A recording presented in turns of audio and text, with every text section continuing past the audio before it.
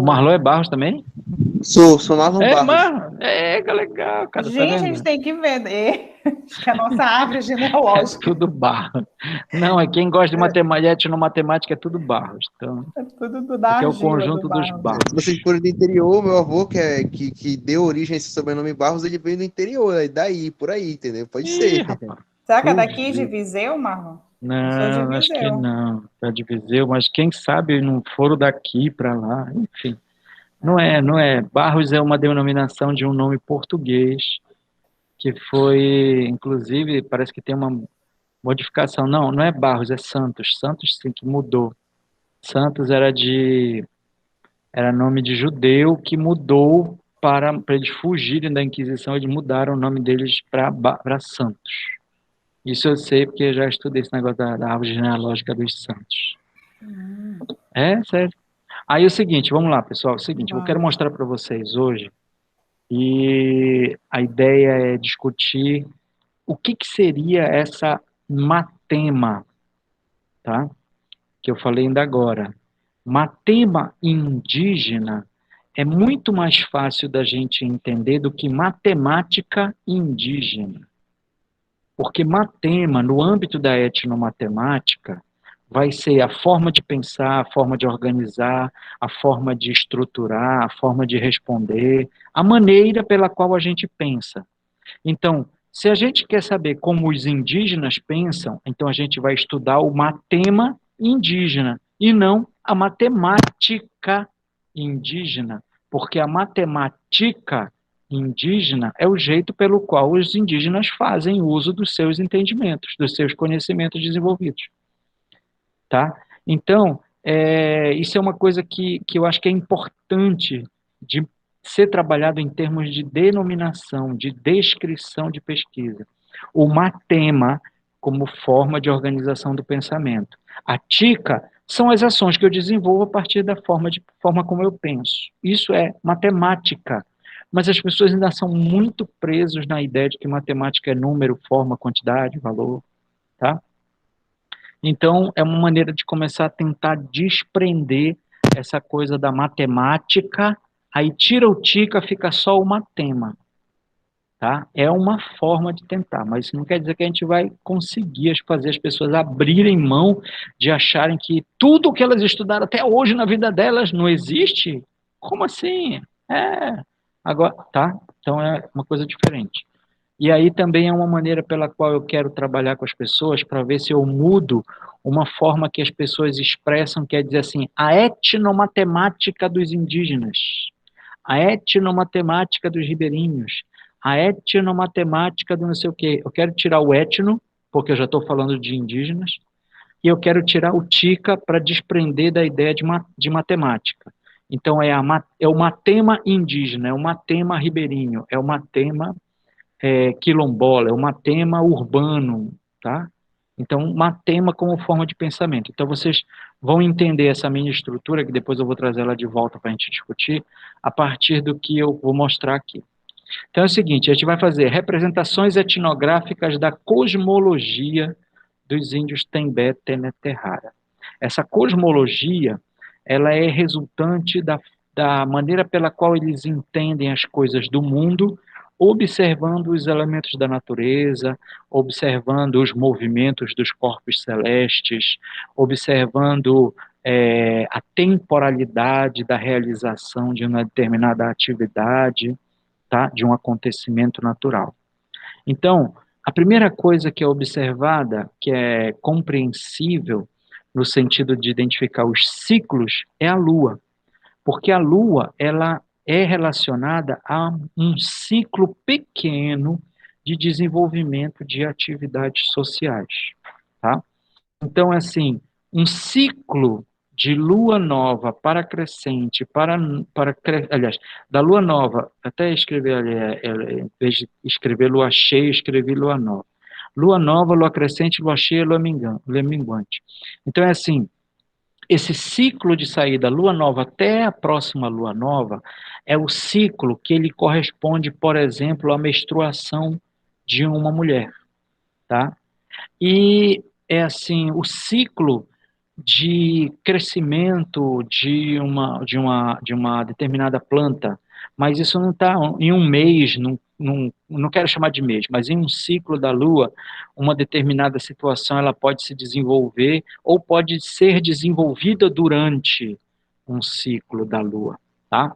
Então, a primeira unidade de tempo utilizada pelos índios Tembé foi o dia, que é a claridade e a escuridão, medido pela alternância de claridade e escuridão. Depois veio o mês, contado a partir de duas aparições consecutivas da lua cheia, ou da lua nova, no caso, que é a primeira lua do mês. Então, a ideia de mês só vai surgir com os portugueses, mas o ciclo da lua é anterior à ideia de mês, tá? E só existe o nome mês por causa da menstruação. Isso não quer dizer que os índios, por exemplo, eles associam o período menstrual com o ciclo da lua. Não quer dizer isso, tá? Eles associam o ciclo da lua como um tempo. Então, eles contam tantas luas. Tantas luas significa tantos ciclos da lua, não quer dizer tantos meses, tá? E aí o tempo é muito mais fácil contar em meses do que em ciclos de lua do que contar em anos.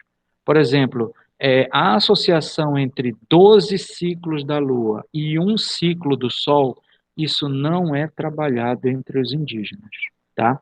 É um resultado da astronomia ocidental. Então essas coisas a gente tem que entender. O ciclo do Sol, para os indígenas, é visto numa outra perspectiva, tá? Então, a Lua, ela é tão importante que a partir da Lua se constituem muitas compreensões, como a mitologia da Lua, como a Lua surgiu, qual é o papel dela na sociedade, essas coisas todas. Então, primeiro, a Lua, para os índios Tembé, é uma mulher, tá? E ela é muito bonita, né? Que só deseja ficar perto do seu marido, que é o Zahri, tá? Essa lua, ela só pretende ficar perto do Zahri enquanto ele é jovem, tá bom? Aliás, perdão, eu estou falando errado, estou falando da estrela Zahri e Miricó, tá? Então é assim, vou voltar a essa ideia aí, tá bom? Para não ficar desorganizado. A lua é um personagem, tá bom? Um personagem da mitologia indígena. E a lua, ela tem uma companheira. Essa companheira da lua é assim, a companheira, a esposa, é chamada de Imiricó, tá? Então, eu sou casado, eu tenho a minha Imiricó, a minha companheira, a minha esposa. E a lua tem a sua companheira, é a lua, aliás, é a estrela d'alva, tá? Que a gente conhece como estrela d'alva. Eles conhecem como Zahri e Miricó, ou seja, a estrela que é a esposa da lua, tá? Então, Zahri e Miricó, que é a estrela, ela é muito bonita e que tem e que só deseja ficar perto do marido, que é o Zahri, enquanto ele é jovem.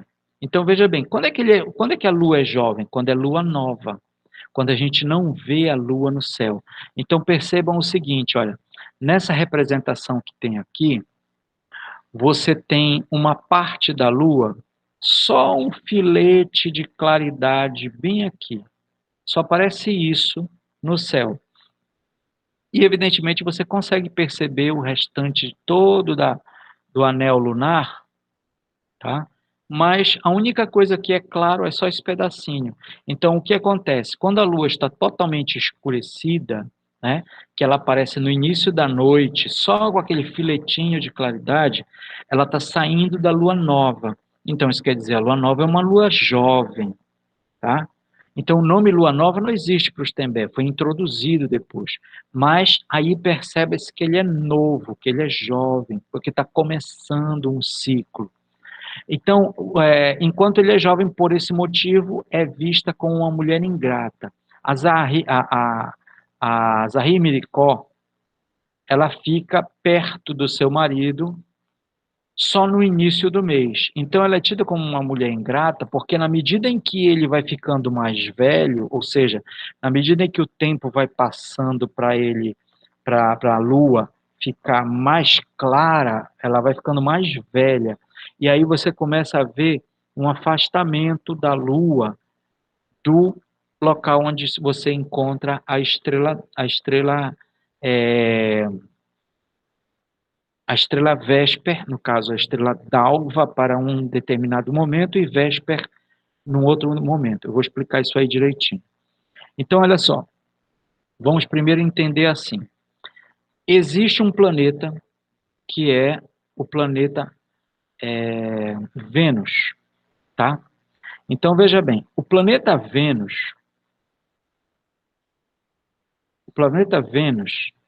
ele aparece para a gente como uma estrela. Se você vê essa estrela durante a manhã, tá? Antes do amanhecer, então você vê essa estrela na alvorada, ok? A alvorada. Então, essa estrela da alva, que é a alvorada. Então, é a estrela da alva, tá ok? Se você vê o planeta Vênus pela parte da tarde, tá ok? Essa estrela, à tarde, é só vocês lembrarem, os turnos que a gente trabalha é diurno, se for de manhã. Se for à noite, noturno. E se for de tarde, é vespertino. Tá? Então, esse turno vespertino é aquele turno da tarde ou do final da tarde. O vespertino diz que a estrela ela é Vésper. Ou seja, que a estrela vespertina, a estrela Vésper. Mas nenhuma dessas duas é estrela, nem a estrela d'alva, nem a estrela Vésper. Ela é o planeta Vênus. E o planeta Vênus, para os índios Tembé, é Zarri e Miricó, que é a mulher da Lua. Como a estrela Vésper é vista durante a tarde para a noite, então isso quer dizer que ela é vista para o lado leste, para o lado oeste, tá? Porque é o lado para onde o sol se põe, para o oeste, tá bom? Então, o que acontece? A Lua vai crescer, a Lua cresce, indo aparecendo cada vez mais para o lado leste. Então, a estrela Vésper, como é só vista no lado leste, isso quer dizer que a Lua vai sendo vista cada vez mais distante, tá? Ou seja, hoje eu vejo a estrela Vésper e a Lua na mesma direção, como está ali no desenho.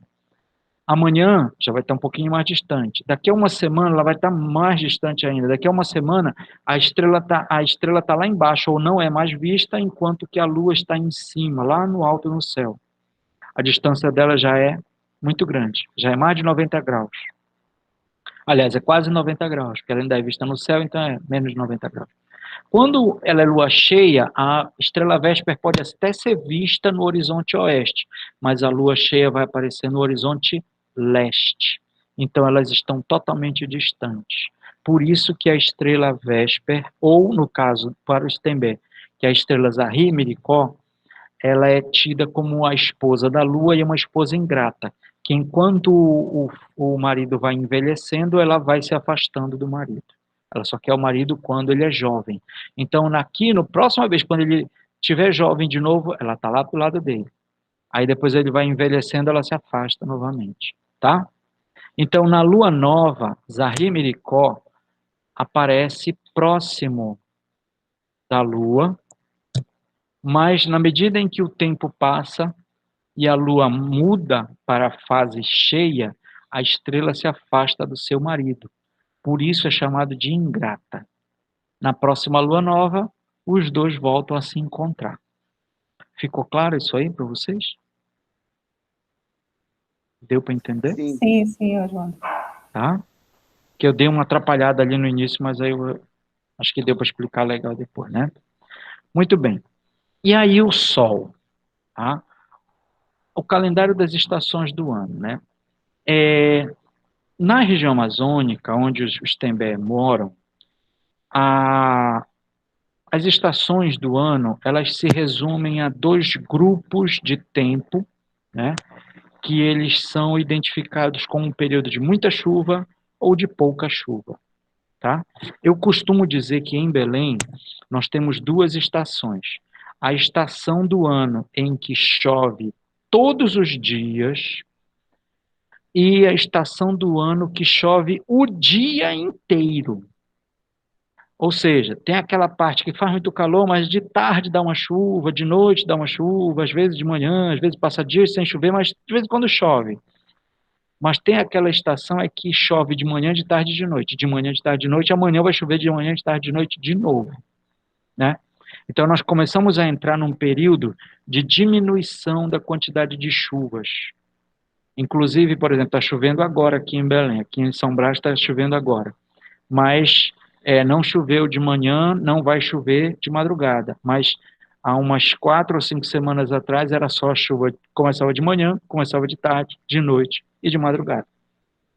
Então, existe uma intensidade muito grande de chuvas nesse período, aliás, durante todo o ano, e os índios Tembé, eles relacionam isso à presença do sol e à presença da chuva.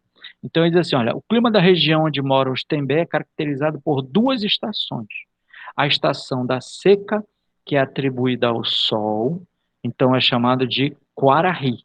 Sol é Quarahy. E a estação das chuvas, que não é atribuída ao sol, é atribuída à chuva. Então, é a estação de Amã, tá?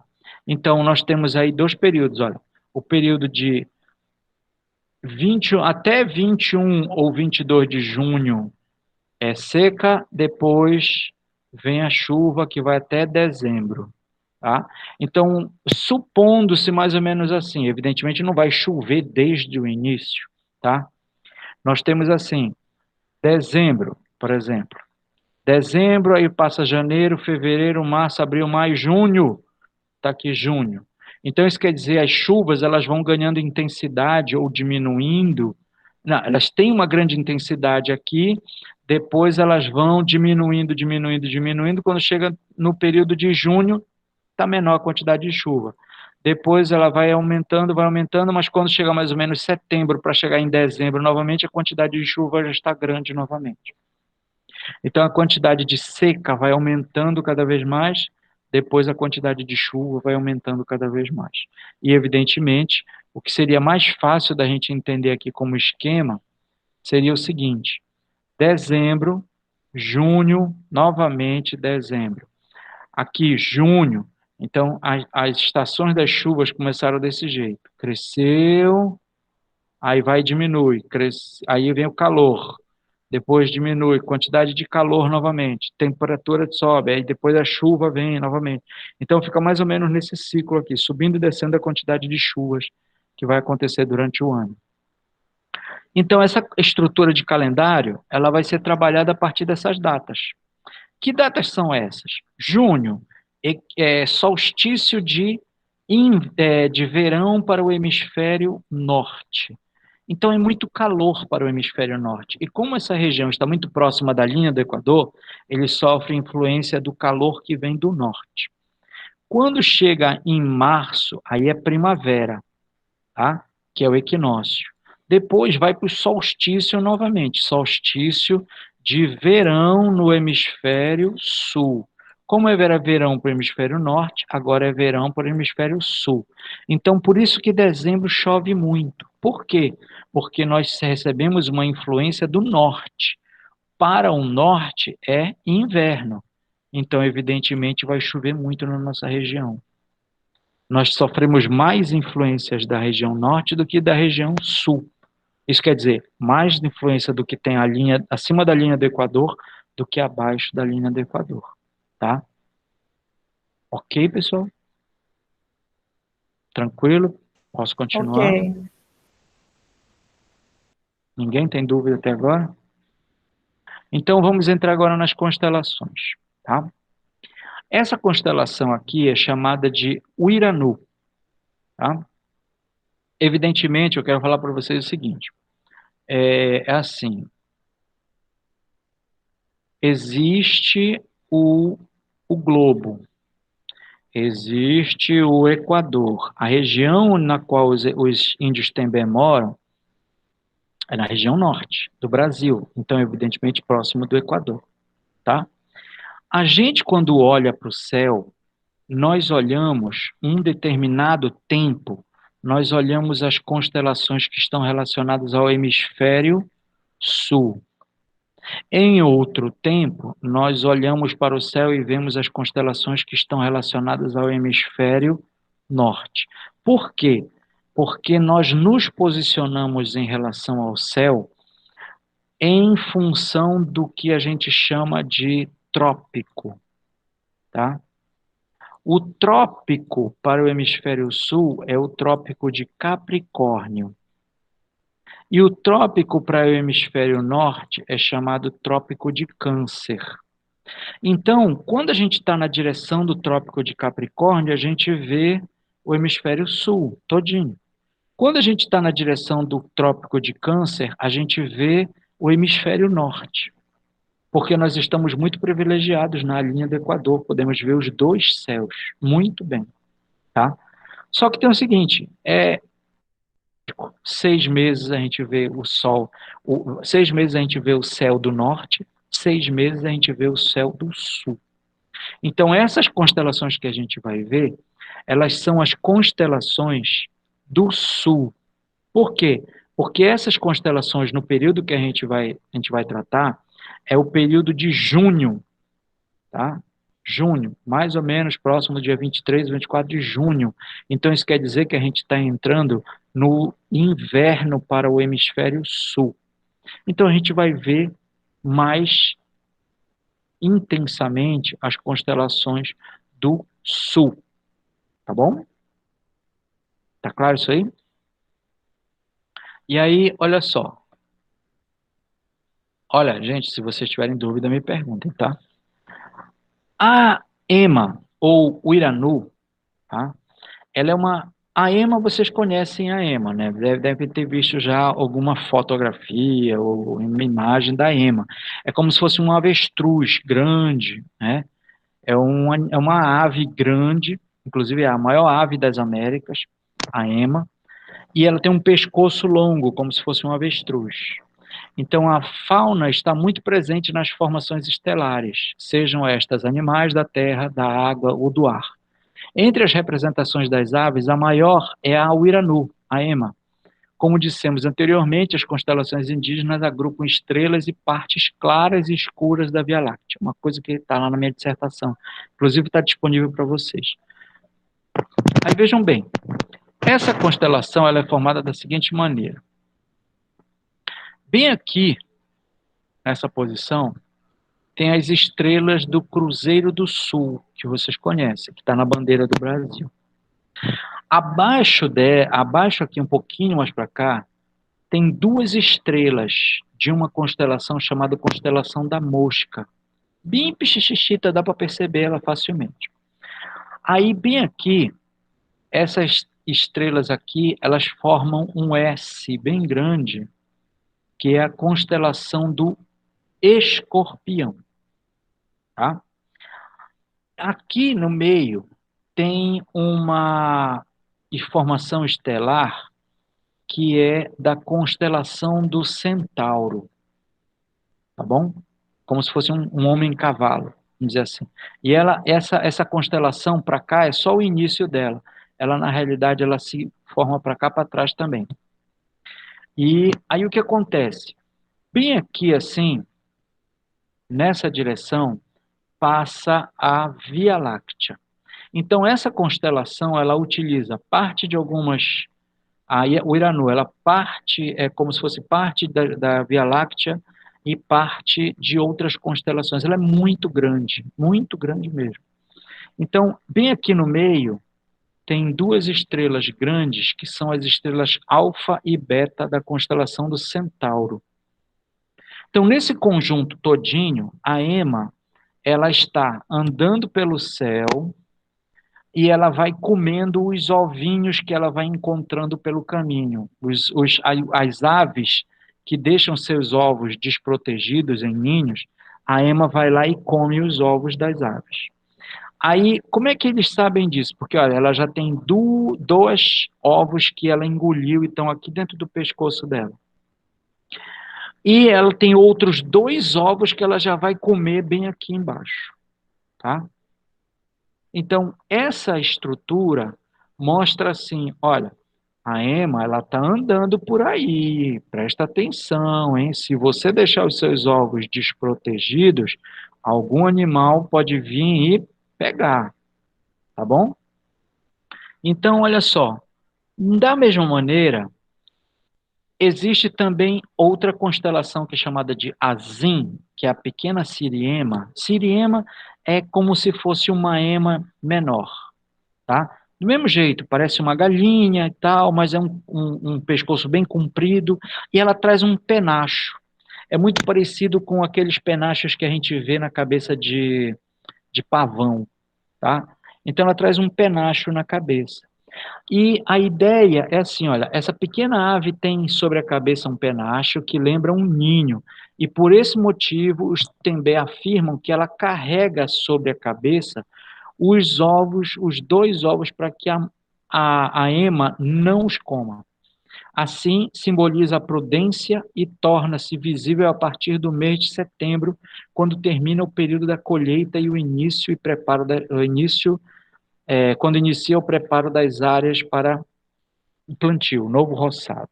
Então, olha só, aqui atrás tem umas estrelas que elas estão dispostas, fazendo como se fosse uma, uma, um anel, mais ou menos. E na astronomia ocidental, essas 4 estrelas aqui, elas formam uma cruz. Então, como é que as pessoas chamam essa formação estelar aqui? Com essa cruz e mais essas curvas aqui, que é chamada de coroa austral. Elas chamam de Rosário de Nossa Senhora. Então, vejam bem, são estrelas essa daqui é a coroa austral, tá? E essas daqui são 4 estrelas que não tem nada a ver com a coroa austral. Mas quando os portugueses olham, os portugueses ou os católicos, né, cristãos olham, eles observam isso como se fosse um rosário. Rosário de Nossa Senhora, rosário terço, qual o pessoal faz as suas orações, tá? Aí o que acontece? Esse rosário de Nossa Senhora, ele funciona aqui como se fosse a bundinha da ema, mas aqui, esses 2 ovinhos que ela carrega, isso aqui faz parte da constelação do escorpião, que faz parte também da ema, tá? E aí a gente pode entender assim, logo depois da ema, aqui ó, Cruzeiro do Sul está bem aqui, que ele vai indicar o ponto cardial sul, as 2 estrelas da mosca estão aqui embaixo, a cabeça da ema é formada por uma área escura da Via Láctea. A Via Láctea passa bem aqui assim, tá? Aí tem uma área escura da Via Láctea que ela recebe o nome de saco de carvão. É visível ao olho nu, você percebe, parece que assim, tudo que é claridade ali naquele lugar fica mais escuro, e é chamado de saco de carvão. Aí, abaixo do saco de carvão tem a alfa e a beta da constelação do Centauro, depois tem aqui o escorpião, que termina bem aqui, ó, com 2 estrelas que fazem parte do ferrão do escorpião, que é Shaula e Versátil. Shaula quer dizer o ferrão e Versátil o veneno. Então, aqui, o ferrão e o veneno estão bem aqui, exatamente na cabeça da Siriema. E aqui embaixo é a coroa austral, formando aquilo que eu disse para vocês, que é o Rosário de Nossa Senhora. Então, vejam bem, a constelação de Azim surge no céu ao anoitecer, ao lado do lado sul, mais para o leste, entre agosto e setembro, marcando as proximidades do meio da estação da seca.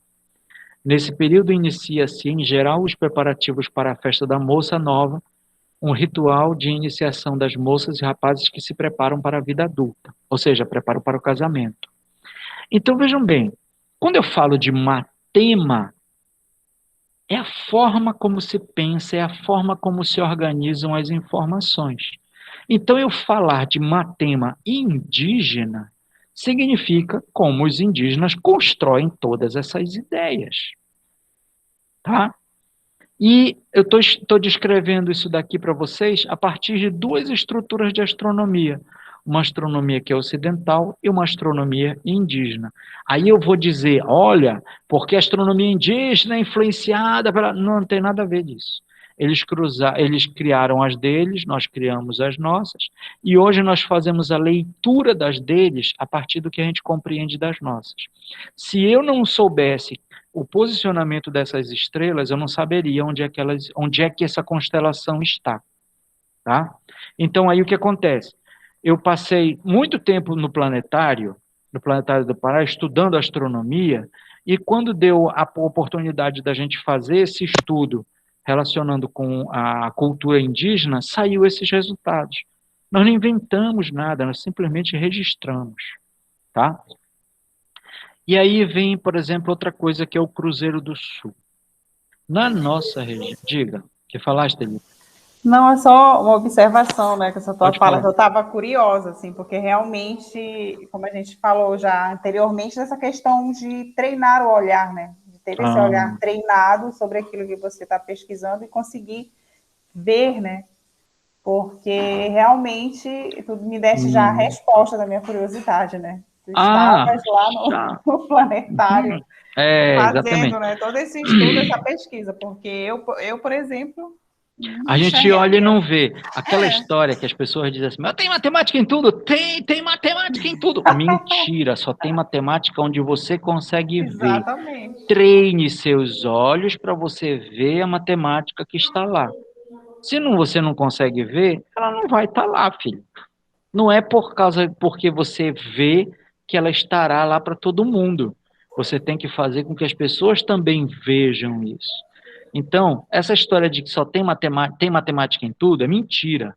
E todas as vezes que alguém fala isso para mim, eu sempre coloco esse adendo. Tem matemática em tudo? Tem matemática em tudo, desde que você consiga ver. Se você não consegue ver, não adianta estar lá, tá? Então não estará, ok? Então aqui é um outro exemplo disso. O Cruzeiro do Sul, certo? O Cruzeiro do Sul ele funciona para os Tembé como se fosse um relógio. Um relógio, evidentemente, que conta um tempo um pouco maior do que as horas. E aí, olha só, é muito fácil. Quando vocês tiverem oportunidade, eu acho que a partir de agora, nós temos assim, março, a partir do dia 23 de março, já está aparecendo o Cruzeiro do Sul. É só vocês olharem na direção sul, tá? E aí vocês vão ver o Cruzeiro do Sul nessa posição aqui deitado. A partir de março. Aí depois ele vai começar a aparecer o quê? Um ponteiro que vai ficando cada vez mais em pé. Depois ele vai ficando cada vez mais o quê? Mais deitado. Então ele vai fazer um arco. Quais são as referências que você vai utilizar para a leitura? Deitado para o leste, isso quer dizer que ele é antes do meio do ano. No meio do ano, ele está diretamente em pé sobre o sul. Depois, deitado para o oeste, você vai ver que ele já está no meio do segundo semestre. Então, você vai ver o Cruzeiro do Sul no céu a partir mais ou menos de fevereiro. E vai ficar, a partir de outubro, mais ou menos, sem ver o Cruzeiro do Sul no céu. Então, vai passar novembro, dezembro, janeiro, fevereiro, aí você vai começar a ver o Cruzeiro do Sul aparecer devagar, devagar, devagar. Então, durante 6 meses ele está sendo visto no céu, durante 6 meses ele não estará sendo visto no céu. Como esse período que ele é visto no céu é o período de plantio e colheita, o que é que se observa? Olha, enquanto ele está deitado para o lado leste, planta. tá? Vai plantando aí, bom? Quando ele chegar aqui em cima, agora colhe. Você tem que colher ele até um determinado tempo, porque depois, quanto mais próximo ele chegar aqui, esse período já tem que estar tudo colhido, porque senão você vai perder a colheita. Por que que você vai perder a colheita? Porque, por exemplo, quem planta mandioca, a mandioca, quando ela amadurece, vocês já sentiram cheiro de terra molhada? Sim, Já sentiram o cheiro é de terra muito molhada? bom. É muito bom, né? É o cheiro da mandioca. Agora, peraí, como é que você sente cheiro de terra molhada se não chove? É porque tem mandioca no chão. É assim que vai aparecer esse cheiro. E se os indígenas não fizerem a colheita logo, os porcos do mato vêm, sentem esse cheiro de terra molhada, que é um cheiro gostoso, que eles sabem que lá tem aquela proteína não, tem as raízes que vão dar um suporte legal de alimentação, e aí os porcos do mato vão lá e cavam tudinho e comem. Então, eles não podem perder tempo. Você não pode perder tempo, tá? E o Cruzeiro do Sul, ele vai dar um tempo para você fazer essa colheita. Caso contrário, você vai dançar. Você vai ficar aborrecido, mas você vai perder, porque os porcos vão comer, tá? Então, nessa dinâmica que o Cruzeiro do Sul, ele é olhado e ele é visto como um calendário, tá? Ele funciona como um calendário, como se fosse um ponteiro, dizendo, olha, já está começando agora. Quanto mais tarde você plantar, menos você vai ter resultado. Ou seja, você tem que plantar até mais ou menos ele ter a metade desse caminho. Aí aqui nesse período vai estar crescendo a sua plantação. Cresceu, pode começar a colher. Até quando? Até mais ou menos a metade do caminho do Cruzeiro do Sul. Quando for já o período já não de plantar mais nada, você vai deixar a terra descansar para você começar um plantio no ano que vem de novo, tá? Então vejam bem, o calendário das estações, no caso, essas estações do ano que são períodos sazonais, que a gente chama, pode ser compostos a partir da visualização das constelações, sempre no mesmo horário após o anoitecer. Dependendo do dia e da hora, o Cruzeiro do Sul pode estar à direita, voltado para o leste e depois para o oeste, ou de pé. Seu movimento compõe um movimento circular em torno do polo sul. Ou seja, se nós entendemos de matemática, você sabe que esse movimento de arco, ele vai se completar. Então, ele vai girar a partir do polo sul. Ok? Muito bem. Mas não importa isso para você também. Importa que se você ele vê ele no início da noite para um lugar, aí você vai começar a observar ele sempre no início da noite. Então, o que acontece? Olha, início da noite, você vê o Cruzeiro do Sul nessa direção. Aí a noite continua e o movimento vai continuar, tá bom? Quando chegar aqui, olha, já tem um tempo bem avançado de horas. Quer falar? Mestre. Diga. Não, desculpa, João. Tá? Foi sem querer. Então, olha só. Você começou aqui vamos dizer o início da noite, tá? O início da noite. No meio da noite, o Cruzeiro do Sul está bem aqui. No final da noite, o Cruzeiro do Sul já está mais para cá. Então, você pode usar também ele para contar tempos cada vez menores. Um período da noite. Do jeito que você olha para o céu e diz, olha, de manhã, meio-dia, à tarde, para o Cruzeiro do Sul você pode dizer início da noite, meia-noite, início da manhã. Tá? Então dá para ver isso daí pelo movimento do Cruzeiro do Sul. Aí vem uma das constelações assim que é uma das mais bonitas que tem, que é a constelação do Beija-Flor. Ela não é grande, mas ela é formada por essa composição aqui assim, ó, tá? Ela é desse jeito assim, como se fosse uma pequena flecha. Ela não é grande, realmente não é grande essa constelação, mas ela é fácil de ser encontrada no céu. Ela fica exatamente no ponto mais alto do céu, tá? E aí, claro, você vai ver ela subindo, depois ela fica aqui, depois ela desce, tá? Porque ela marca mais ou menos o meio do céu, ou seja, a linha meridional. E aí é o seguinte, o beija-flor, ele é na constelação ocidental, essa constelação é chamada de Corvo, a constelação do Corvo, tá? Então, Manami é o beija-flor, tá? O beija-flor que voa alto no céu. Por que Manami, beija-flor? Porque ele não passa na frente e nem passa atrás, ele passa exatamente em cima das cabeças das pessoas, bem alto no céu, como se fosse um sol bem alto que vai, tá? Faz o mesmo caminho da Lua, caminho do Sol. Aí, ó, entre as constelações localizadas para o lado sul, uma delas se encontra praticamente no ponto mais alto desse hemisfério. É Manami, o beija-flor, que fica no meio do caminho entre o lado norte e o lado sul. Então, assim, eu sei que para ali é o norte, para cá é o sul. Aqui nessa linha, no meio, é o caminho onde o beija-flor vai voar. Tá bom? E tem umas histórias muito bonitas do beija-flor que eles contam. Essa daqui é Yarragapau, que é a canoa. Só que tem um detalhe, a canoa, esse nome aqui, Yarragapau, eu fiz esse trabalho de pesquisa junto com um professor de astronomia, é o Germano Bruno Afonso, que ele era da Universidade Federal do Paraná nessa época.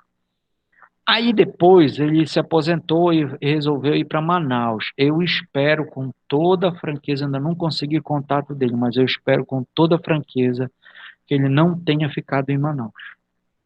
Para ele estar vivo, porque se ele estava em Manaus, com a idade que ele tem, ele está morto. Eu espero sinceramente que ele não tenha pego Covid, porque Manaus foi aquele problema todo que vocês sabem. Então é o seguinte, quando ele veio convidado para fazer uma formação com a gente, ele ele ainda estuda, eu acho, os índios Guarani, que são do sul do Brasil.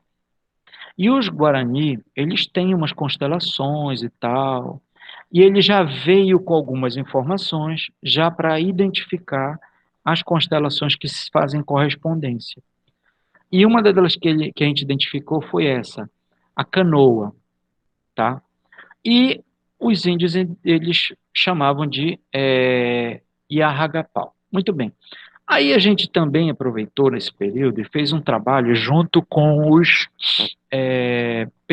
pescadores do município de Vigia, no Pará. E os pescadores, pelo menos um dos pescadores que indicaram para a gente, que era um pescador muito que dominava essa coisa da astronomia e tal, tudo mais, é o seu Pinga.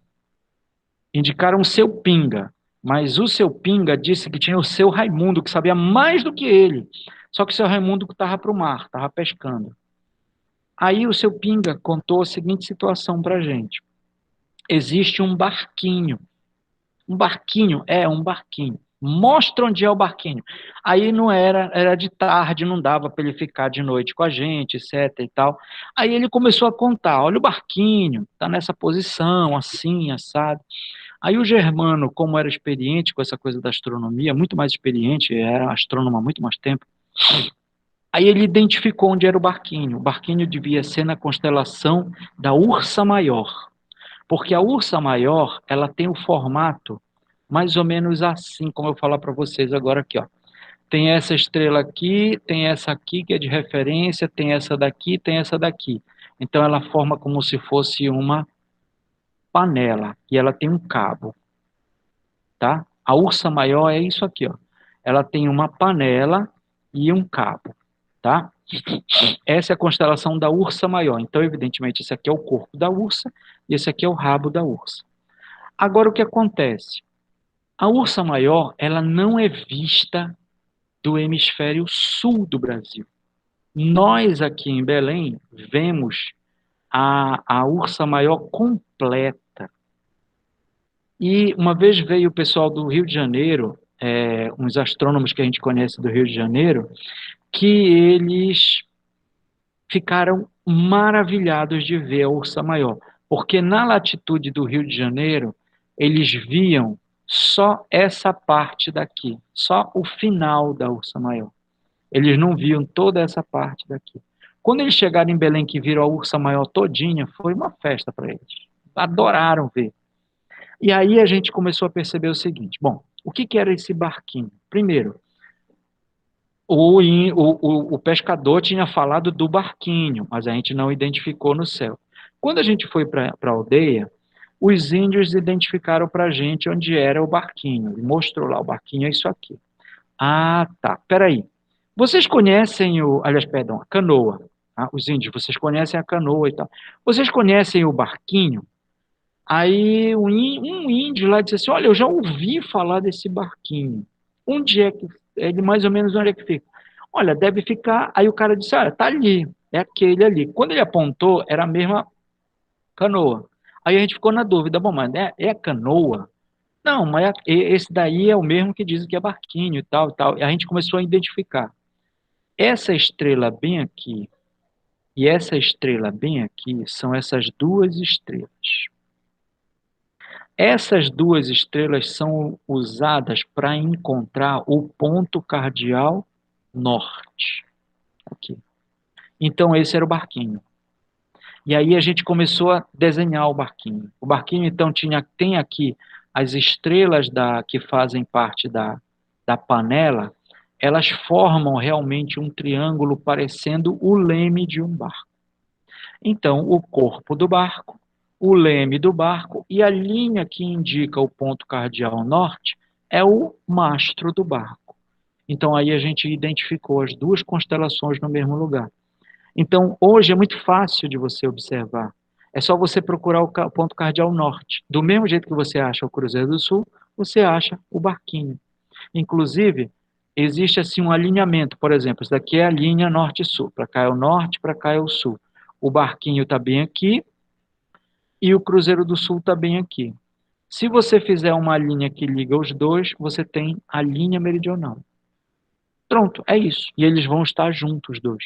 Se você olha o Cruzeiro do Sul de um lado do céu, pode olhar para o outro lado do céu que você vai ver o barquinho também. Tá? Ok? Posso continuar? Alguma pergunta? Ok, Osvaldo. Tranquilo? Uhum. Ah, bom. Então, aqui, essa daqui é Tapii Razué. Tapii significa anta. Razué é o queixo da anta. Tá? E essa daqui é o desenho que o índio fez na areia lá pra gente para mostrar como é que eram as estrelas. Quando ele fez esse desenho, a gente identificou imediatamente que essa daqui eram as estrelas que são chamadas de Íades, que são as filhas do Sol. Elas fazem a cabeça do touro, a constelação do touro. E elas estão exatamente bem aqui assim embaixo, ó, na boca da anta. Então elas marcam o queixo da anta. O resto da anta você olha, vê uma estrela aqui, outra estrela ali, parece um olho, e você vai imaginando o resto. Mas o que importa é que você tem o queixo. Tem o queixo aqui nesse lugar. Pronto. Se você tem o queixo da anta, é porque a anta está ali. Tá bom? Então, os índios também chamam Tapir Razué, o queixo da anta, uma das constelações localizadas na mesma região das Íades, a cabeça do touro, com o formato da letra V. Tá? E junto com essa também, tem uma constelação, olha, aquela constelação lá que eu mostrei agora, da Azim, que é a Siriema, que é na coroa austral, que é para o sul, tem uma coroa boreal, que é para o norte. Na coroa boreal, tá aqui a coroa boreal, olha, bem aqui. As estrelas são essas daqui, ó. Elas formam uma coroa, tá aqui, tá? Elas fazem isso. Do mesmo jeito que o Azim, ela faz com o rosário de Nossa Senhora, lembra? Tá? Aqui é a coroa boreal.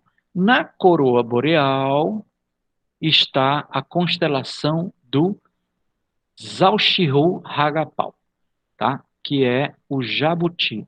E o jabuti é da terra. Então, o que acontece? O jabuti, quando some no céu, é porque é época de chuva. O jabuti, quando está no céu, é porque é época de seca.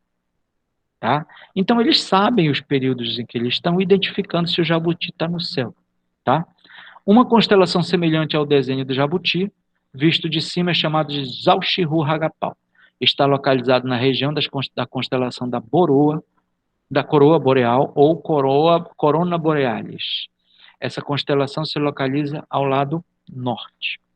Então, o jabuti, que é um animal de terra seca, ele percebe quando a cheia do rio está chegando e ele foge para os lugares mais altos para ele não se afogar, né? Essa daqui é legal. Eu já mostrei, não foi para vocês, foi num outro grupo que eu estava trabalhando com astronomia, que a gente chama de, inclusive quando vocês tiverem interesse, façam o meu curso de astronomia astronomia e matemática para sala de aula, tem muita coisa interessante dessas coisas aí. Que é o seguinte, essa daí é a nebulosa da constelação de Órion, tá? Não, perdão, não é a M23, não. Essa daí são as Pleiades. As Pleiades, elas aparecem no céu perto daquela boca da anta, né, que é as Íades, na constelação do Touro.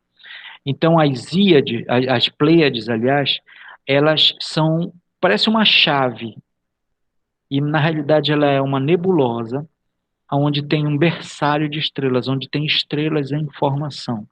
Então, assim, Zahitatapipi. Então, Zahitatapipi é conhecida na astronomia científica como as Pleiades, uma nebulosa com centenas de milhares de estrelas, na sua maioria azuis, parecendo formar uma pequena chave. É considerada um berçário de estrelas. A olhos desarmados, podemos ver 7 estrelas, e por isso as Pleiades são chamadas também de 7 estrelas, ou as 7 irmãs. Elas estão localizadas na constelação do Touro.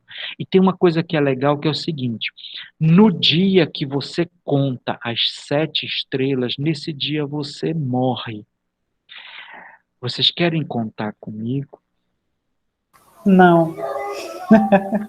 É sério, pessoal, é só para uma questão científica. Brincadeira. Não? Não, rapidinho, Osvaldo, uma coisa que eu estou observando, né? Muito parecida. Estou conseguindo contar só o quê aqui? 4, 5. São 7, né? São. Falta 2.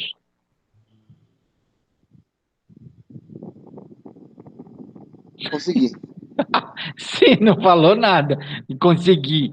Ah! Ó, tem uma aqui são tipo esses círculozinhos. Tem uma aqui na ponta, outros 2 na ponta ali. Tem 4 bem grandes destacados no meio. Sim. Isso. Ó, aí são 5. E tem aqueles 2 ali na ponta. Esse e esse. Foi bom te conhecer, Marlon. Um abraço, viu? Olha, despede logo dos teus pais aí. Rapaz, o cara morre nesse dia. Não é brincadeira, não. Eu não contei, eu só marquei aí. Sim, Estelita, queria perguntar alguma coisa? Não, eu estou observando assim uma relação com as palavras, né? Tembé com capó, inclusive a pronúncia. Ah, mas os Tembé e os Capó, eles só não moram junto porque eles não querem.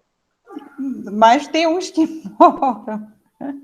Eles não Tem são do umas Maranhão? alunas, já umas alunas Pois é, que não Tembé. são do Maranhão? Que região eles são do Maranhão? Não é a região próxima do como é o nome? Do Gurupi? Do Rio Gurupi. Pois é.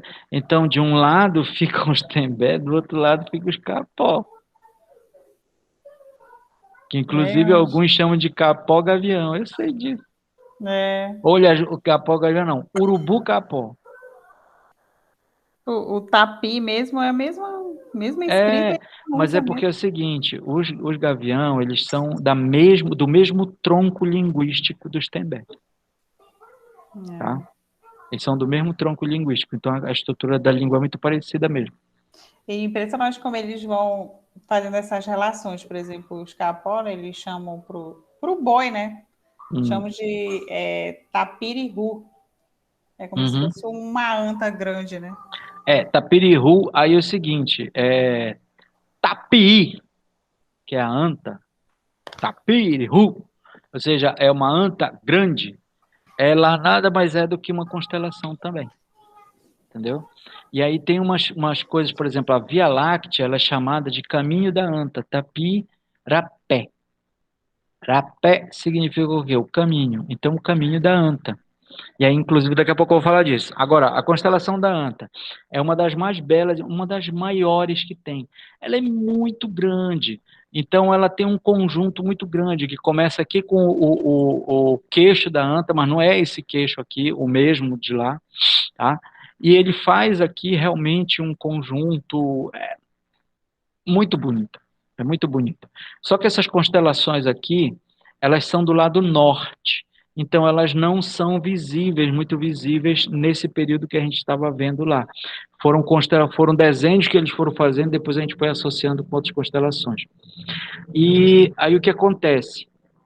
Vocês imaginam, eu passei, sei lá, acho que uma semana e meia, mais ou menos, lá, quase não dormi, porque eu ouvia a história de manhã e olhava para o céu de noite. E aí, haja desenhar, haja organizar, haja fazer e tal. Foi muito divertido. Fui dado até de como morto. Então, esse daqui é o Tapirapé. Olha, esse daqui é a Via Láctea. Eu peguei uma foto da Via Láctea, tá? Então, a Via Láctea, ela é formada, olha, por partes claras, por uma parte escura, certo? E isso daqui, os índios veem, no céu a gente vê assim, desse jeito. Então, os índios, eles veem como a margem de um rio seco, a margem seca, e por onde passou a anta. E onde a anta passou, ela deixou um rastro. Aqui, ó, isso aqui é o rastro da anta, onde tem pegadas, tem buracos, tem pegadas dela. Então, esse é o caminho da anta, o Tapirapé, tá? Que para nós é Via Láctea, também aparenta uma faixa esbranquiçada facilmente visível no céu noturno.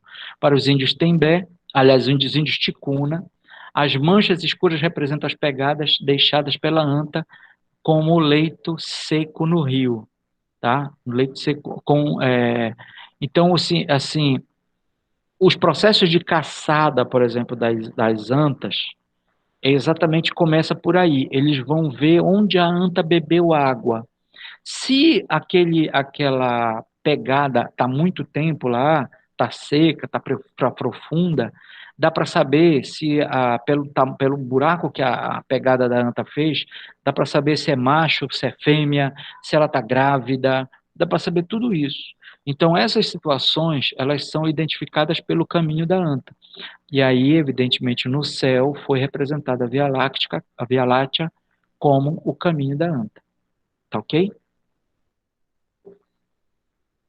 Então, olha, o posicionamento das constelações, estudado por muitos séculos na cosmologia de praticamente todas as civilizações, tem como propósito mais que a contemplação do céu, como podemos perceber na representação das constelações Tembé-Teneterrara.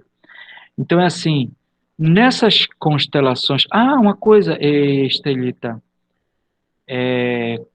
tu conheces os índios Guajajara? Não, Oswaldo. Os Guajajara, eles são do Maranhão e são diretamente ligados aos Tembé. Então, assim, tem os Tembé. Eu lembro de uma aldeia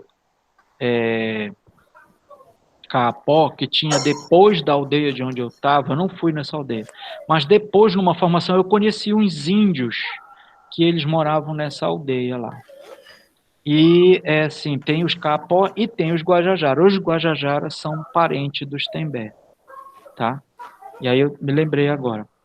Sim, então é o seguinte, pessoal, olha, nessa estrutura de estudo das cosmologias, a gente tem que compreender assim, cosmologia significa a maneira pela qual a gente compreende as estruturas do mundo. como os naturais eles interagem, como os ciclos da natureza são desenvolvidos e são compreendidos, tá? Isso tudo é cosmologia. Então, quando a gente fala da Bíblia, por exemplo, nós estamos falando da cosmologia na visão cristã. Deus criou o universo, passou 6 dias criando o mundo, no 7º dia ele descansou. Isso é cosmologia, tá? Da mesma maneira, os hindus dizem que tem uma grande tartaruga que segura o mundo no seu casco. Isso é cosmologia. Os índios apresentam as constelações para dizer como é que acontecem as coisas no mundo e tal. Isso é cosmologia. Essas coisas todas a gente precisa entender como uma forma de matema, não como matemática, mas como matema, forma de pensamento. É simples. É muito mais simples a gente pensar como um matema do que pensar como matemática. Tá?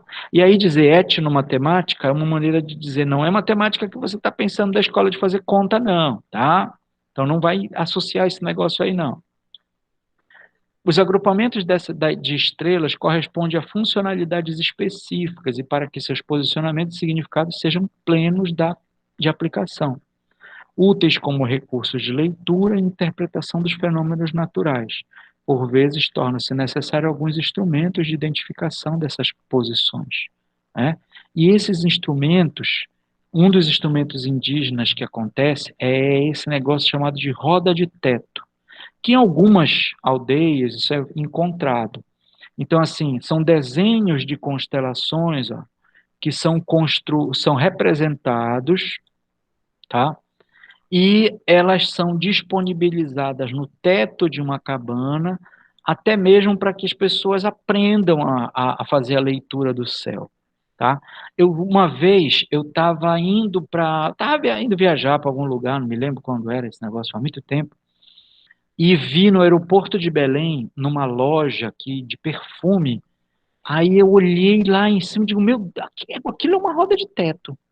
Estava exatamente assim, desse jeito. Aí eu perguntei se o pessoal sabia o que era aquilo lá. Disseram, não, isso é enfeite que alguém trouxe e colocou aí. A loja nem existia, aquele enfeite já estava lá. Quando a loja começou, o enfeite já estava lá, eles usavam o enfeite só para dizer que estava lá. Então, assim, as pessoas não sabiam que aquilo era uma roda de teto, né? E a roda de teto, ela é um mapa celeste. Então, as aldeias que tem alguma pessoa que domina a cultura da astronomia, a leitura do céu, essas aldeias geralmente têm uma roda de teto. É muito raro de acontecer, mas algumas vezes a gente dá sorte de encontrar. E aí, baseado nessa ideia da roda de teto, eu resolvi montar uns mapas celestes. E os mapas celestes eu comecei a construir da seguinte maneira. Olha, a constelação do Cruzeiro do Sul, Beija-Flor e a Canoa fazem um alinhamento que auxilia na identificação dos pontos cardeais, norte e sul. O Beija-Flor está exatamente no ponto mais alto do céu, meio caminho de distância entre o norte e o sul. O norte, nós temos aqui, se a gente olhar para a constelação do Barquinho, mas aí eu prefiro dizer da Canoa, né? E do outro lado, o Cruzeiro. Então, nesse alinhamento, nós temos a Canoa indicando o norte e o Cruzeiro do Sul, o sul. E no meio, entre eles, o Beija-Flor que voa alto no céu. Da mesma maneira, acontecem outras constelações que elas são observadas, como, por exemplo, aqui, a Cruz dos Mortos, que é essa daqui. Essa Cruz dos Mortos é formada pelas estrelas das Três Marias, tá? Que ela não é visível no céu nesse período que a gente estava lá. Mas as Três Marias, elas nascem exatamente no ponto cardeal leste e fazem todo o seu caminho junto com o Sol para chegar no ponto cardeal oeste, tá? Aí, nesse alinhamento aqui, inclusive eu falei disso na aula passada, nesse alinhamento aqui é construída a casa de orações e a casa do cacique, tá? E é feito também o enterramento dos mortos, com a cabeça para o leste e os pés para o oeste. Para quê? Porque quando o sol Levantar, ele levanta também. Quando o sol se deitar, leva o morto para o lugar dos bravos, dos justos, que é chamado também de terra sem males. Tá? E aí esse era o último.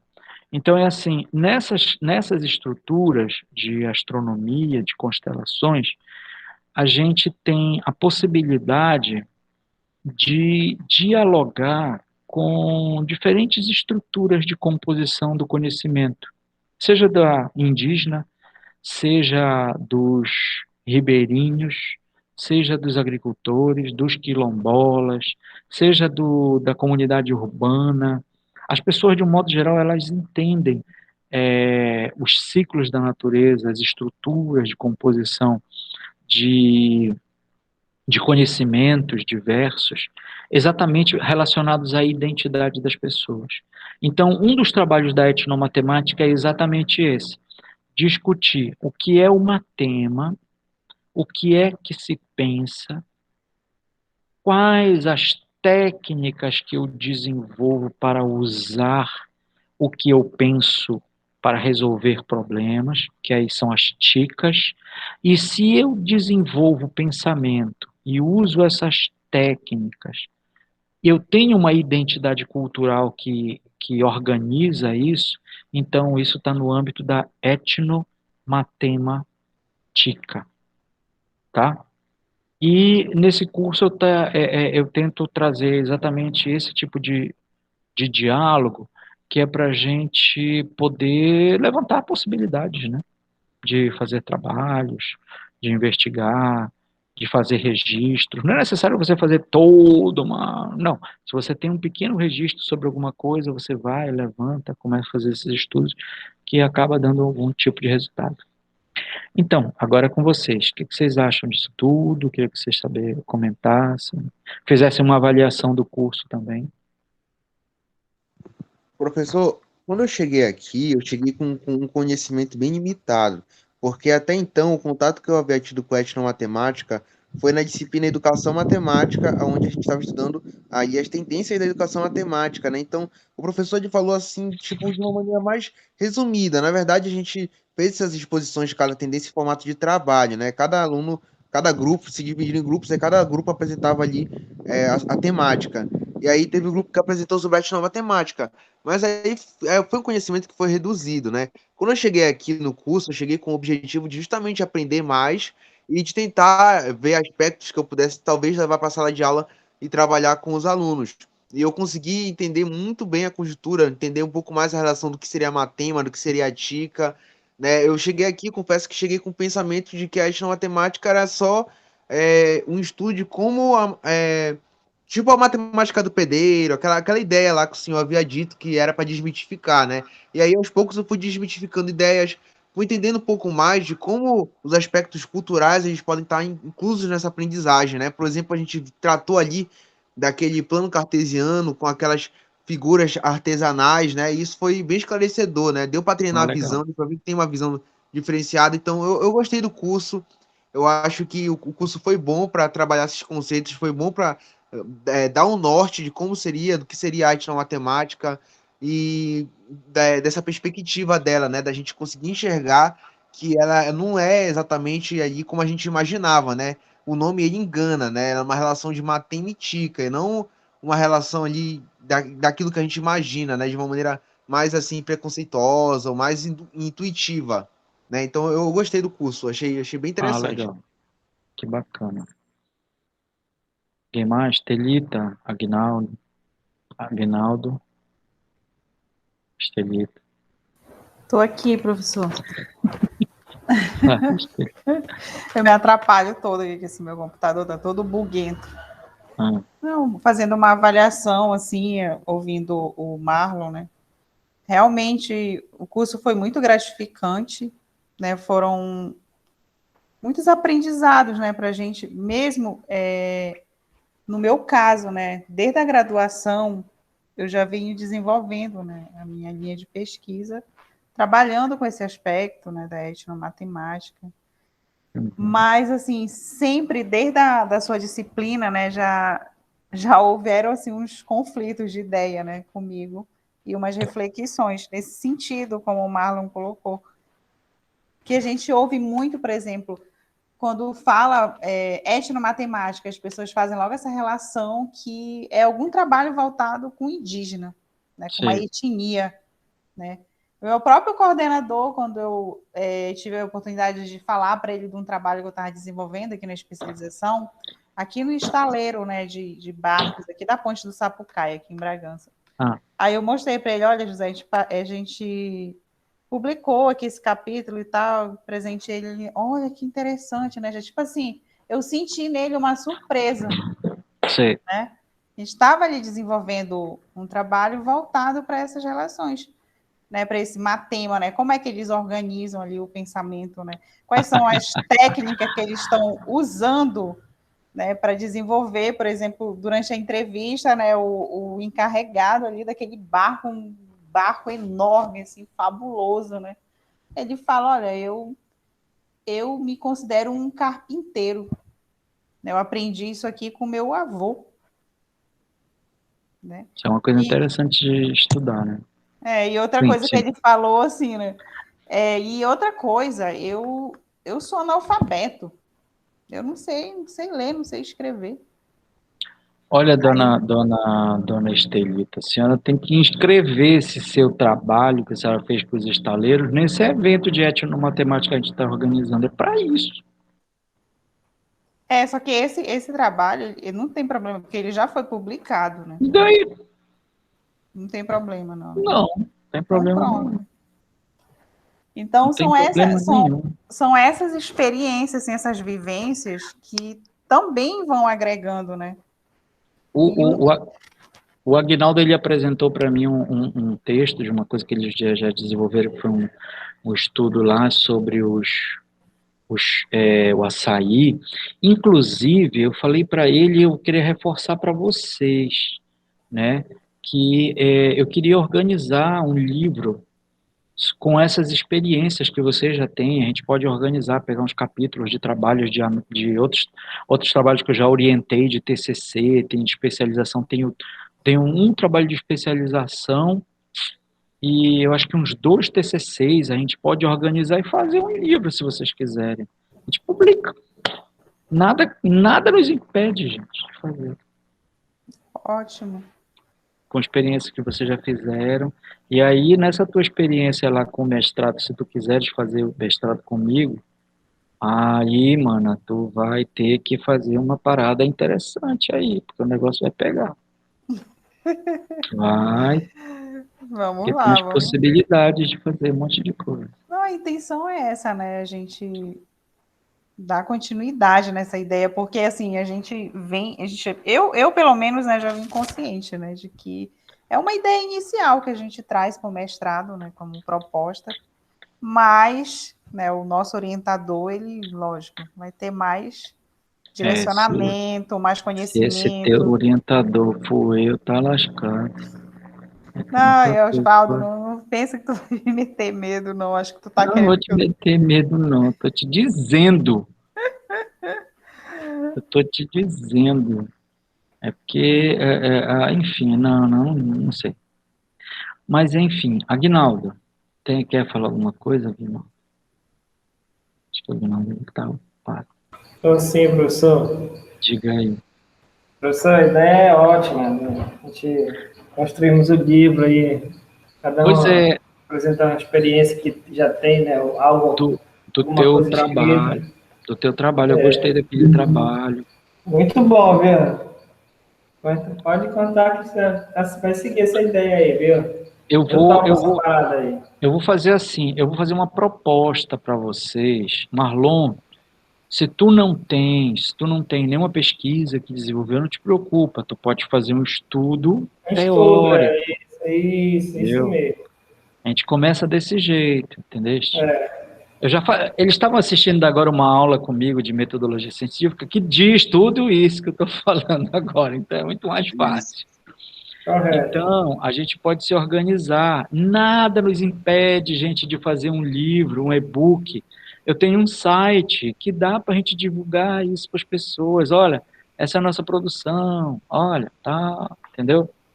Isso não vai ser... Agora, sim, os trabalhos que vocês que tiverem, por exemplo, Marlon, foi por acaso a tua equipe que apresentou esse trabalho de etnomatemática lá, na tua turma? Não foi a minha equipe. Não foi? Entendi. Tá, não, é porque assim, se de repente fosse vocês podiam pegar esse trabalho que foi desenvolvido lá na escola, lá na faculdade, e vocês apresentarem também. Não sei, talvez até incentivar outros colegas que vocês quiserem, vocês podem fazer juntos, se organizar e tal. Marlon, tu estás na graduação, Marlon? Sim, faço parte da graduação.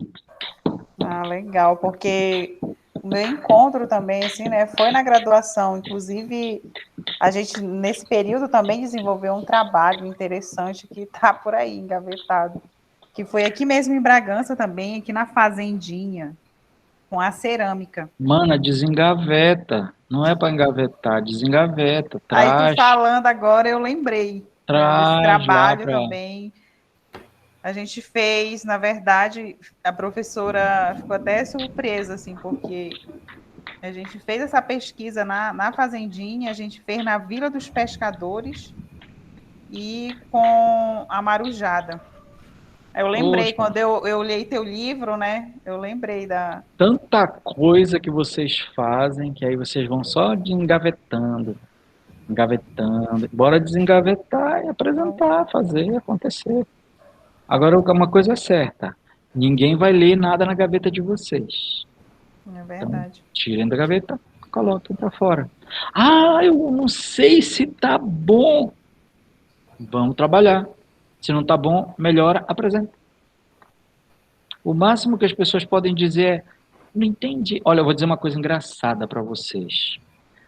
Quando eu estava fazendo mestrado, que eu estava fazendo mestrado sobre esse tema que eu mostrei para vocês agora, eu explicava para as pessoas, e parece que as pessoas elas resistiam tanto de entender o que eu queria dizer, que elas diziam assim mesmo,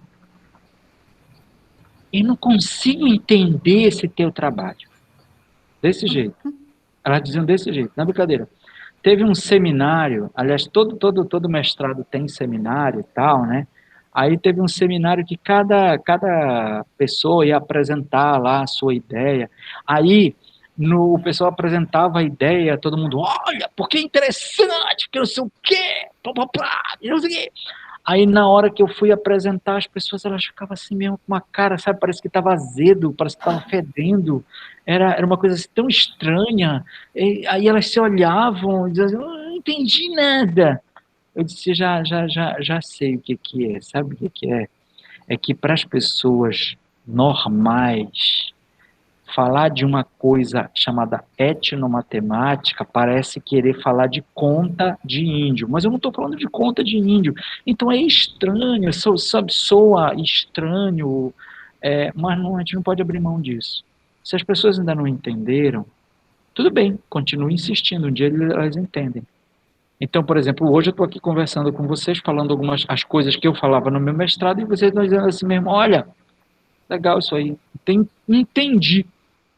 É diferente, entende? A gente vai amadurecendo também a nossa forma de dizer. Então, muito possivelmente, quando eu falava de uma maneira que as pessoas não entendiam, porque eu falava de uma maneira, hoje eu falo de outra maneira. Então, talvez elas se sintam mais, as pessoas se sentem mais seguras para dizer, eu consegui ver, e tal. Mas isso aí é tempo, aí leva tempo. E, professor, é muito forte essa questão do olhar para indígena e o povo ribeirinho, né? Aqui, principalmente na questão da plantação do açaí, eles levam muito em conta isso.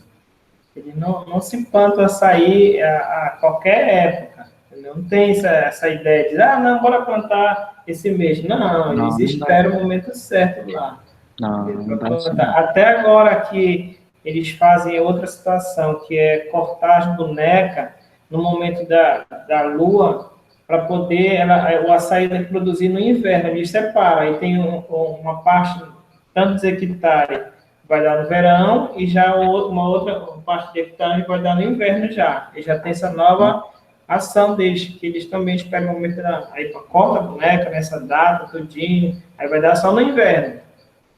Eles Olha, produzem Aguinaldo, no inverno e no verão. Aguinaldo, eu vou vou fazer um desafio, tá? Posso? Pode sim. Tu vais encontrar uma resposta para essa minha pergunta. Por que eles escolhem um tempo para cortar para dar em outro tempo? Como é que eles visualizam isso de fazer agora pensando depois? Quanto tempo depois? Pensa em procurar essas respostas. Isso já dá um trabalho. E um bom trabalho. Tem Correto. muitas, tem muitas coisas curiosas. Depois tu vê essa gravação, tu vai entender legal essa minha pergunta que eu estou te fazendo. Tá. Que é o seguinte, tem umas coisas que são curiosas na plantação do açaí, por exemplo, que eu tenho identificado várias coisas, mas não tenho tido oportunidade nem de trabalhar, nem de orientar alguém para fazer isso. E aí, de repente, isso pode funcionar para ti. Porque é o seguinte, por exemplo, tem uma data que é dia 24 de agosto. Vocês sabem qual é o dia 24 de agosto? O que significa 24 de agosto? Dia de Berto, né? Dia de Santo Berto, uma coisa assim. Santo Berto. Já disseram isso para ti, Santo Berto? É sério? Já ouvi, porque eu lembro, porque o meu pai, né, ele era desse dia, dia 24. Entendi. Tu conhece, Aguinaldo? Santo Berto, alguma coisa parecida? Não, eu não. Não, né? Pois é, então, o Marlon, tu conhece? Já ouviu falar?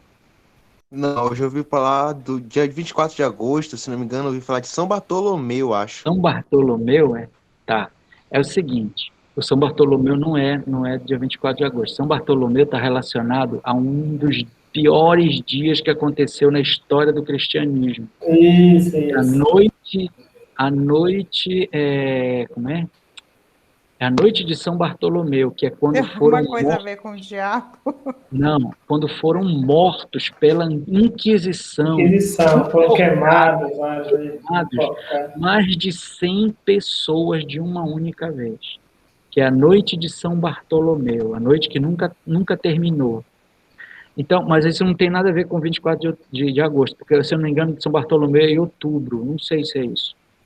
Mas é o seguinte, dia 24 de agosto é o dia do tranca-rua, tá? Conhecem o tranca-rua? O demo? Do demônio. Cultura afro, né? Não é necessariamente da cultura afro, tá? Mas da cultura amazônica como um todo. A gente festeja nessa data. Não tem festejo, não. É o dia marcado, porque é o seguinte, neste dia do tranca-rua, as pessoas não têm que sair de casa. Tá? Isso. E o São Humberto, que a Estelita está falando, olha, já estão santificando o Humberto. O Humberto é o demônio, que é o tranca-rua. Entendeu?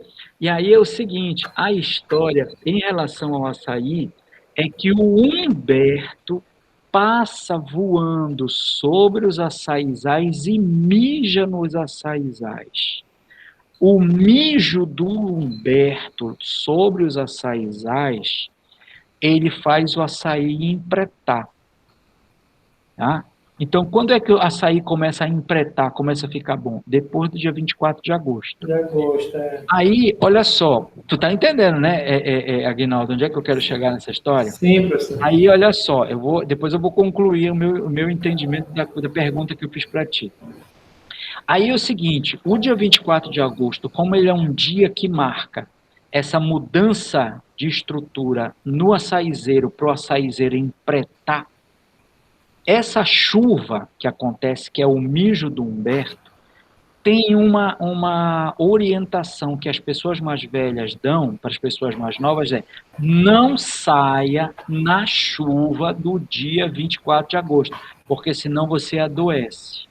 Porque essa chuva não é uma chuva comum, é a chuva que é o mijo do Humberto pretando os açaizais. Tá? Então, olha só. Aí, o que acontece? Em Igarapé-Miri, que é de onde tu és, Aguinaldo, não é? Tu é de Igarapé-Miri? Sim. Em Igarapé-Miri, o pessoal de Igarapé-Miri diz que neste dia Não é o mijo do Humberto, são as lágrimas de Nossa Senhora. Então houve o quê? Uma cristianização do evento que é feito pelo Humberto, que é o Tranca-Rua, que está relacionado a uma entidade africana, tá? Da Umbanda. Aí o que acontece? Nessa situação, agora eu acabei de ouvir a terceira coisa que fala terceira não, quarta. A primeira é o Tranca-Rua, depois tem o Humberto, depois Lágrima de Nossa Senhora, e agora é o São Humberto. De onde tu ouviste esse São Humberto, Estelita? Lá em Viseu, desde que eu era criança. Viseu.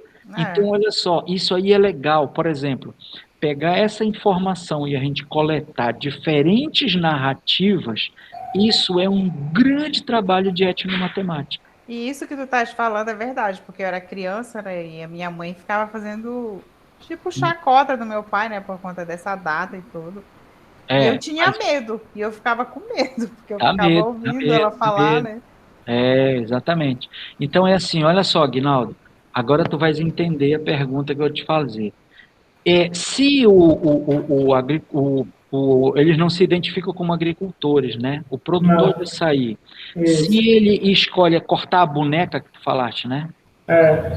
Se ele escolhe cortar a boneca em um determinado período para que o açaí cresça, esse período tem a ver com o 24 de agosto? É nesse período aí, não sei a data. Estão me entendendo?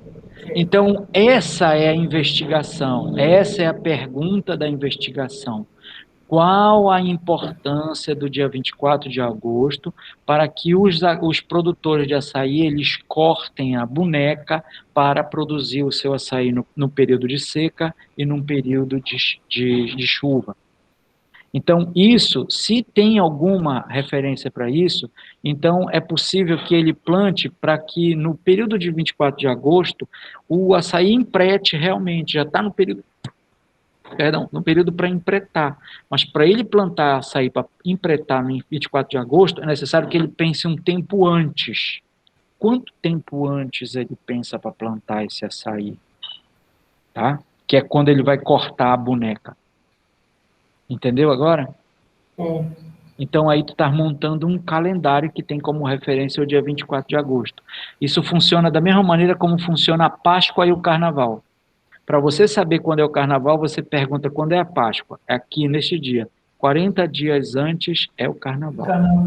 Então, da mesma maneira, se eu sei que dia 24 de agosto vai empretar o açaí, quanto tempo antes eu tenho que plantar para que o açaí esteja maduro para chegar a empretar com o mijo do Humberto? Entendeu?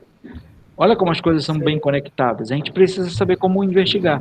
Aí a gente começa a entrevistar as pessoas, pergunta para o mais velho e tal, eles vão contando as histórias dele e tudo mais. Aí vai aparecendo o resultado. Entenderam como é interessante fazer esse tipo de trabalho? Agora, o que tem isso a ver com a matemática? A organização de uma temporalidade para plantio e colheita de um determinado produto. Interessante é o dinheiro, né? Compreenderam? Bacana, né? Muito bom. Sim, Eugênio. Professor, esse período aí, quando eles que começou a colher no inverno, ganha um valor maior ainda. Sim. Referente ao financeiro, e é mais caro açaí, né? Por causa da umidade do solo. Isso. Por causa de um monte de fatores. Aí não vai ser só por causa do Humberto, vai ser um monte de outros fatores que você vai analisar. Mas a data é emblemática. Geralmente, o calendário ele é feito com datas que fazem a gente repetir ritual.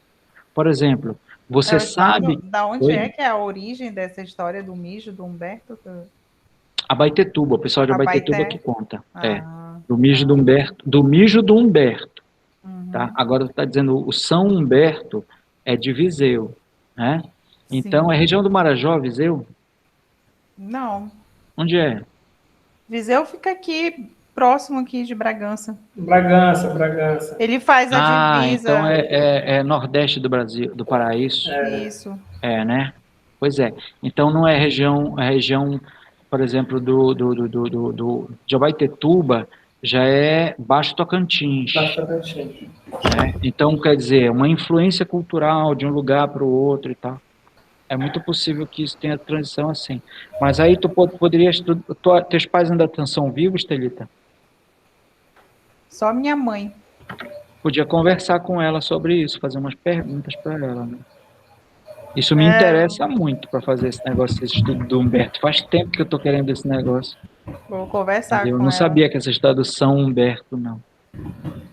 Porque não, São Humberto é uma coisa, sinceramente, é uma coisa muito nova para mim, porque eu conheço o Humberto. O Humberto é o demo, tá? É o rubro, é o cão.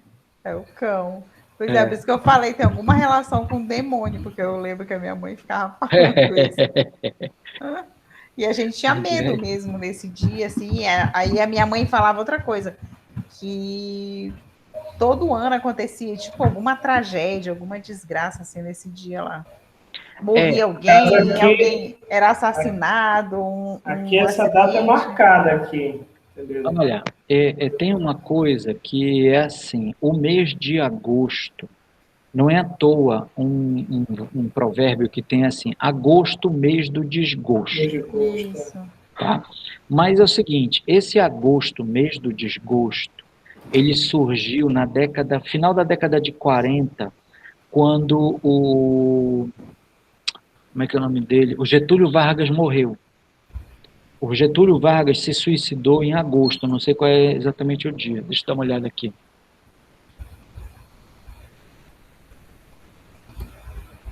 Já pensou se é no dia 24, Oswaldo? Olha, cometeu suicídio, não dá a data, peraí, já dá a data.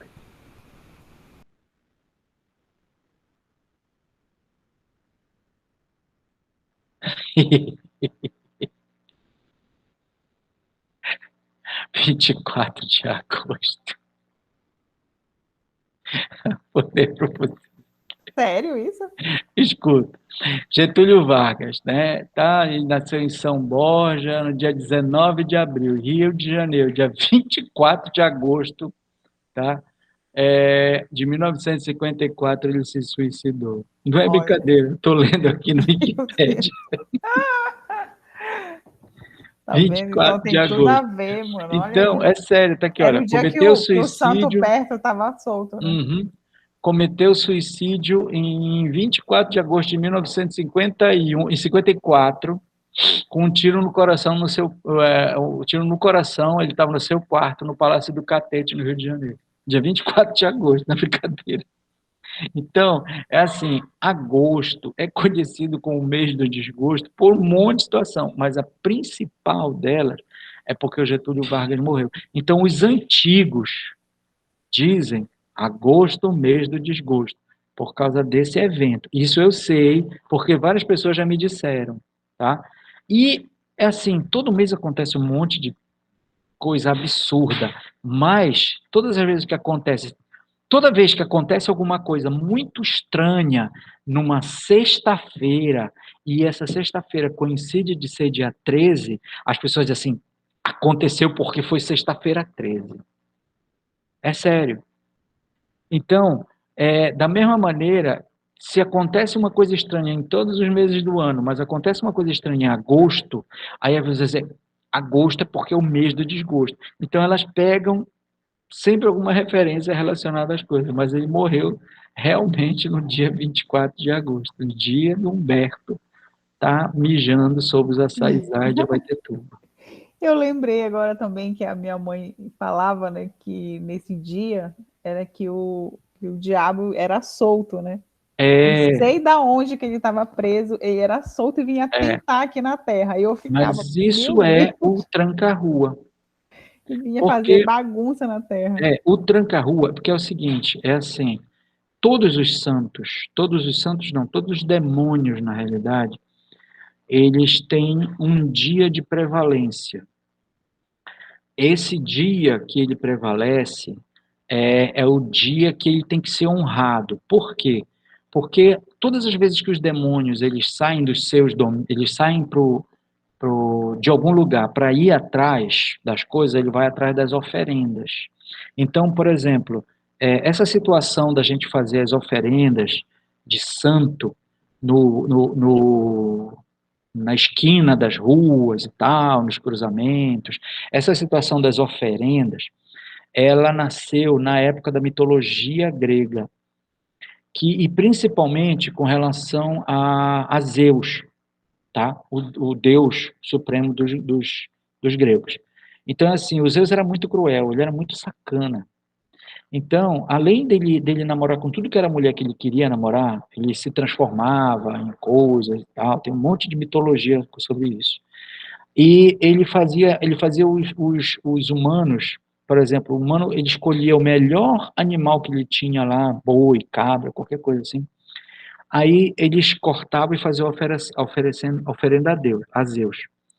E eles pegavam, o que o Zeus queria? Ele queria as melhores carnes, melhor de tudo. Tudo era melhor para ele. As porcarias vocês podem comer aí. Aí tinha um deus que ele era a favor dos homens, que era o Prometeu. E o Prometeu, ele resolveu ensinar os homens como enganar Zeus.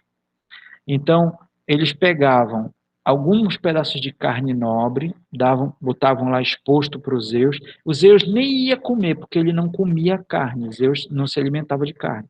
Ele se alimentava de néctar. Aí, quando os homens separavam as carnes, as porcarias eles jogavam para cá, para esse lado. Osso, pele, couro, essas coisas todas para cá. A carne nobre para esse lado aqui, para os Zeus. Aí o Prometeu chegou e disse assim mesmo, olha, é o seguinte, vocês escolhem algumas partes que são também nobres e que o Zeus não vai comer mesmo, vocês escondem embaixo da carne ruim, embaixo do couro, da pele e tal. Aí o Zeus vai olhar, ele só vai olhar os montes, vai escolher o dele e vai dizer, esses daí vocês podem pegar. Então, já que ele disse que esses daí vocês podem pegar e embaixo dessa coisa ruim tem coisa boa, vocês podem comer essa coisa boa tranquilamente. Aí foi assim que os deuses começaram a ser enganados pelos homens, tá? E o Prometeu foi condenado depois. Aí eu acho que vocês conhecem a história do Prometeu, que ele ficava preso numa rocha, aí todo dia de manhã ia lá uma águia, rasgava o fígado dele, comia o fígado dele, depois a águia ia embora. Aí ele regenerava o fígado, no outro dia ela vinha de novo, rasgava ele, comia e ia embora. Então, isso daí que surgem as oferendas, tá?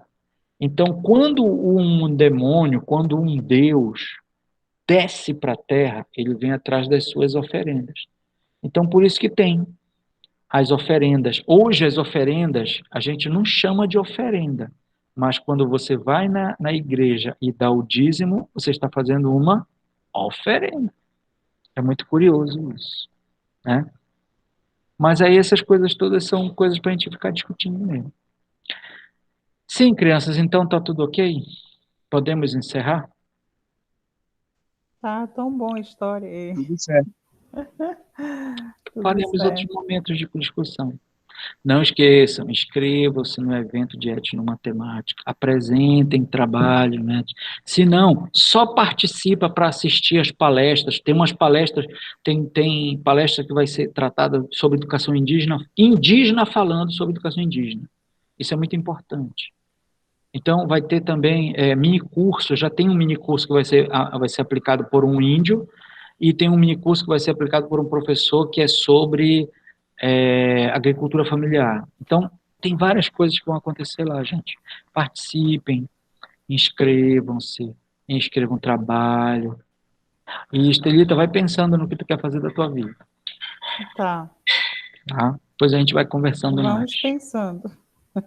Então tá, crianças, muito obrigado por tudo.